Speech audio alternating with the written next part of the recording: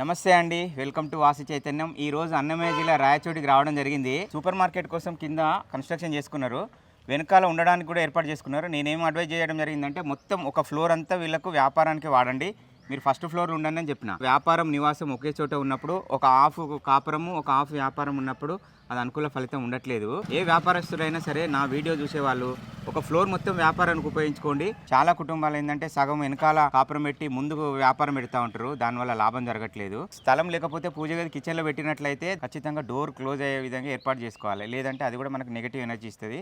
ఖచ్చితంగా non veg తినే కుటుంబాలు అయితే అసలు పూజ గదిని కిచెన్లో ఏర్పాటే చేసుకోవద్దు. తప్పదు, విధి లేదు అనుకున్నప్పుడు మనం ఒక బాక్స్ లాగా కంప్లీట్ డోర్ ఏర్పాటు చేసుకోవాలి. ఈ ఇంటికి ఇది పడమర రోడ్డు ఉన్నాం మనము. పడమర రోడ్లు ఉన్నప్పుడు ఏమైందంటే అటునుంచి వచ్చే వాళ్ళు కారు కానీ బైక్ కానీ ఆ లైట్ వెళ్తురు అనేది మన కాంపౌండ్ వాళ్ళకు పడకూడదు. ఇప్పుడు వీళ్ళు కాంపౌండ్ వాళ్ళు హైట్ లేపారు అనుకోండి, పక్కింటి వాళ్ళది లోపలికి ఉంది కాంపౌండ్, మనది బయటకు వచ్చినప్పుడు ఏమైందంటే దక్షిణ నైరుతి వీధి పోట అవుతుంది. మనకు పొల్లు కూడా అంటారు కదా సార్. అవునవునవును, సరౌండింగ్ వాస్తు నైసర్గిక స్వరూపం. అది కూడా మనకు దక్షిణం హైట్, ఉత్తరం డౌన్ ఉంది, అటు పడమర హైట్, తూర్పు డౌన్ ఉంది.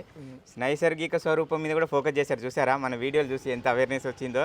ప్రతి ఒక్కరు నా యొక్క యూట్యూబ్ ఛానల్లో వాసి చైతన్యం వీడియోలు చూసి మీరు కూడా ఇలాగే నాలెడ్జ్ ఇంప్రూవ్ చేసుకొని నా వీడియోలు కనుక ఓపికగా తనలాగా 1-2 సార్లు చూసి అర్థం చేసుకున్నట్లయితే మీరు ఎవరి మీద కూడా ఆధారపడాల్సిన అవసరమే ఉండదు.